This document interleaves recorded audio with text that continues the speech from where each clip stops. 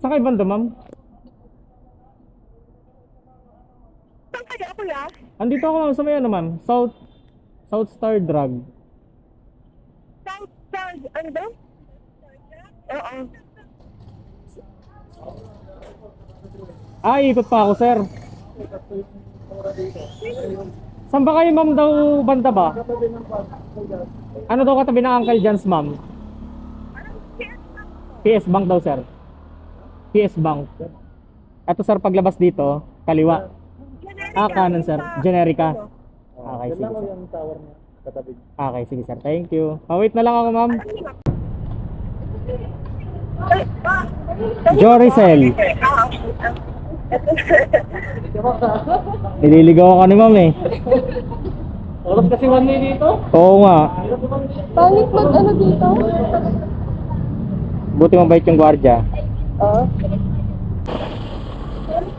Sige ma'am, tapa kayo dyan. Sige lang. Terminal kayo ma'am, no? Opo. Pauwi kayo ng Bataan? Opo. Sana all. Flight ko na sa 26. Flight nyo ng 26 ma'am.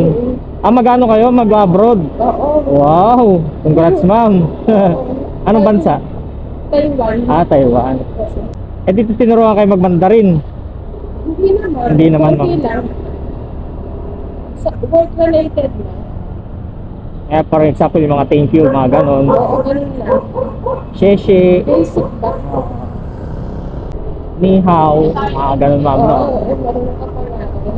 Si mama kasi galing galing Taiwan.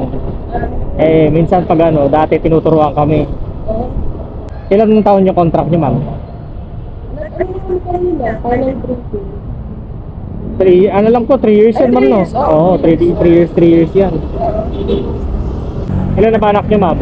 Tatlo. Dami Lahat panganay. Ay, di ba?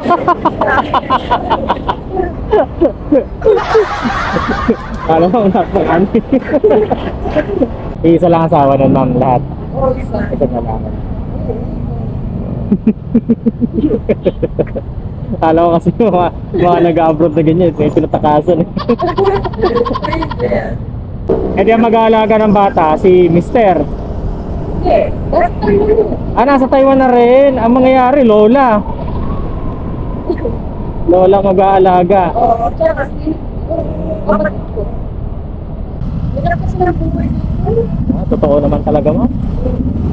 Sarili kang bansa mo, pero parang kang alipin eh.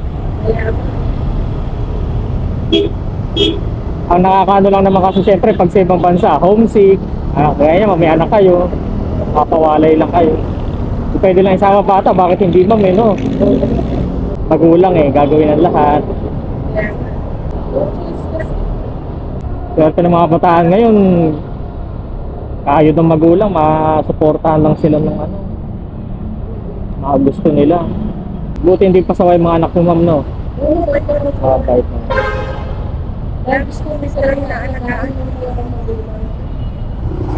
Hindi masakit sa ulo. Saka alam nila bakit ako aalis. Oo. Nangyayari din kasi yung mga Maganda, ma'am, no? Habang bata pa lang, ba? sabi ko, bakit kasi nag-work si mama? Papagawa niya yung bahay niya. Yung gano'n. Oo. Sabi nila. Maganda yung magpapalaki niyo sa mga anak niyo, ma'am. Ibihira yung mga ganyang bata ngayon, ma'am. Marunong umintindi. Kaya hindi nagpapapasaway. Ibihira yung mga ganyang bata. Good luck sa inyong journey sa ibang bansa. Okay.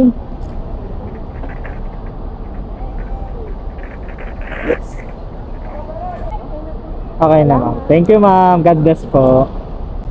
Bigay ng tips si ma'am.